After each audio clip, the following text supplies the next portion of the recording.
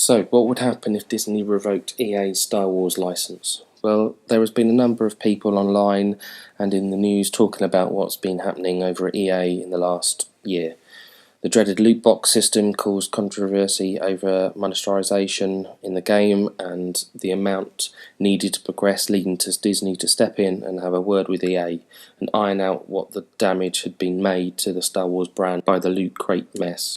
Now, Disney has been working with EA from 2013 and seems to have given EA exclusive rights to produce Star Wars games across different platforms, and to be honest, they've done a pretty good job for Disney, but nothing lasts forever. So looking at the situation at EA and its handling of the issues that plagued Battlefront 2, not just for loot boxes, but for other game issues raised from the game, how does it affect the partnership with Disney? Well, will Disney take the opportunity to raise a new contract with EA and get them a better deal, or go to a different provider completely? Also, if EA loses the license to Star Wars, they do lose all the rights to produce content for Disney on the different platforms. Well, that could be down to the current contract in place between the two companies, but my hope is that they have a multi-contract agreement in place, so if they lose the rights to do Battlefront in the future, it shouldn't affect other games like Star Wars Galaxy of Heroes. As EA set up it with having multiple divisions, this should cover any future issues in losing the partial license for Star Wars. Now, as EA currently has all the rights from Disney to do Star Wars products via its current license agreement and ends up having to be revoked by Disney, this could be the all-or-nothing contract, including live games and future games in production currently. So what are those games that could be affected? Here's a small list. Star Wars Galaxy of Heroes, Star Wars Battlefront series, the Star Wars Rise to Power, and the future production ones, which are a Star Wars opening world game, kind of like an Assassin's Creed type, and then there's a Star Wars third-person type game as well. Now, this is where it gets interesting. EA owns the games itself.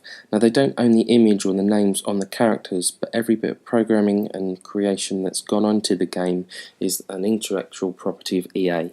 So Disney can stop the game from being used if they want to, but let's face it, it makes a lot of money for both parties. So saying that, they might work out a deal to purchase the game from them and give it to someone else, which is probably what could happen. So will Disney give EA the boot and move to a different provider for their Star Wars brand? Only time will tell, but I'm sure the other companies wouldn't mind if that change happened sooner rather than later. Then again, don't expect that to happen anytime soon, as the current deal is up for renewal in 2023, and any contract cut short by either company would be too costly to be worth it, I'm sure.